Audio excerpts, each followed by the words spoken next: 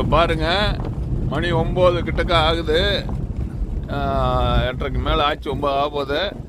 எவ்வளோ பனிமூட்டம் பாருங்கள்.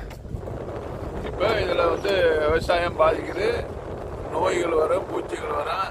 இவ்வளோ பனிக்கு சேர்ந்தாப்புல வெயில் அடிக்க போகுது பாருங்க. எவ்வளோ வெயில் வரும் பாருங்க. இப்போ எவ்வளோ பனி பாருங்க. இந்த பனியில தான் விவசாய வேலைகளையும் பார்த்துட்டு இருக்காங்க மக்கள். எவ்வளோ பனி பாருங்க.